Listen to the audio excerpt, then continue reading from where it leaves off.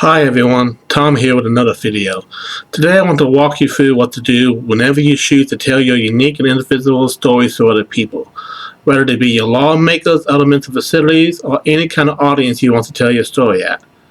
Telling your story for the first time can be really scary, triggering, and emotional. The only person who knows what you've been through is you.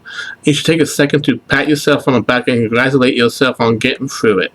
You never know how strong you are until being strong is the only option you have. Now, if you've been following this channel, then you already know my story. And if not, I'll have that video appear on my end screen so you can watch it if this is your first time on my channel. Now, I will admit I've had a lot of practice and I'm used to talking on camera, so it's not so hard for me.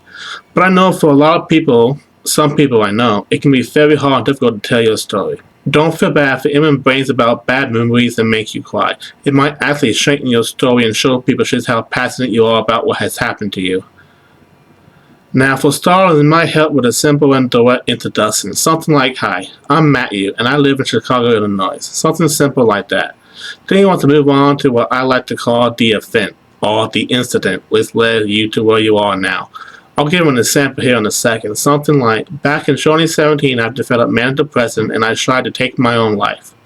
It's one sentence, but it already says a lot about the person who's sharing their story.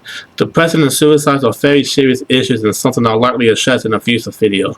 But for right now, I just want to stick with telling your story. This next step I'm simply going to call the consequence. Many people will tell you there is a consequence to every action you perform or words you say. Sometimes it's good and sometimes it's bad, but there always is one. The consequence is the instances to blame what happened to you after the event or incident in which we outlined earlier. Something like, I had to go to the hospital and get treated. They put me on meds, gave me therapy, and got me connected with resources in my community. Something like that. Then, depending on your story, as everyone's story is different, you'll want to move on to what I like to call the result. This is usually the progress you've made since going to the hospital or shell. Because let's be honest, sometimes we do land in the shell because of mental illness. The result can be something like this. Now I'm out of the hospital, I'm taking my medication, and I have a new appreciation for my life and the people in it, and I'm doing much better. This normally shows people that there's always a light at the end of the tunnel, that there's hope. Now, it's okay if your story hasn't gotten to the progress stage yet, but if it has, you'll want to eventually lead to that progress.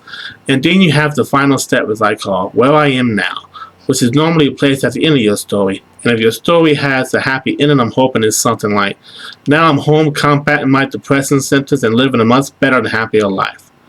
Because no matter what your story is, the end goal should be to get out of that one. Whether it's either getting out of jail, prison, or the mental hospital.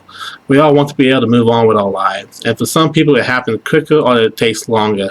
But I say don't give up and motivate yourself to get to that step where you're either in a group home, an apartment, a house, or somewhere where you're in good headspace. That's all for this video. Thank you so much for spending this time with me. I hope I helped you at least understand and feel more confident about telling your story to strangers no matter who your audience may be. Once again, I'm Tom, and I'll see you later.